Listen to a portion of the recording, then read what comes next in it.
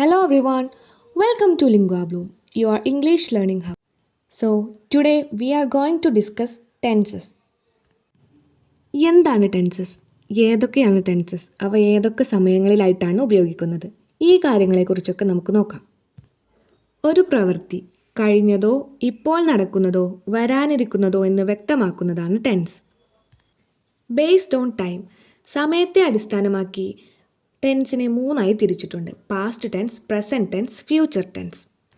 ഇതിൽ past tense ഭൂതകാലം, കഴിഞ്ഞുപോയ കാലത്തെക്കുറിച്ചും, പ്രസൻറ്റ് ടെൻസ് വർത്തമാനകാലം, ഇപ്പോൾ നടന്നുകൊണ്ടിരിക്കുന്ന കാലത്തെക്കുറിച്ചും, ഫ്യൂച്ചർ ടെൻസ് ഭാവി കാലം, വരാനിരിക്കുന്ന കാലത്തെക്കുറിച്ചുമാണ് പറയുന്നത്.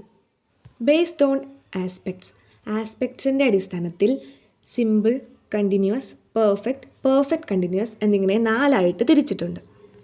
സിമ്പിൾ ഫാക്ട്സ് സാധാരണ, ഹാബിറ്റ്സ് ശീലം എന്നിവയെക്കുറിച്ചും, കണ്ടിന്യൂസ് പുരോഗമിക്കുന്നത് തുടർന്നുകൊണ്ടേയിരിക്കുന്നത് എന്നിവയെക്കുറിച്ചും, പെർഫെക്റ്റ് പൂർത്തിയായത് കംപ്ലീറ്റ് ആയത് എന്നിവയെക്കുറിച്ചും.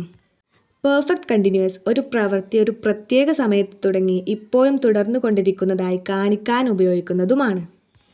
ഇവ ഓരോന്നും വളരെ ഡീറ്റെയിൽഡായി കീ റൂൾ ഉപയോഗിച്ച് വളരെ ഈസിയായി നമുക്ക് അടുത്ത വീഡിയോയിൽ കാണാം. Thank you for watching. Unlock your English, unlock the world. Like, share and subscribe for more videos.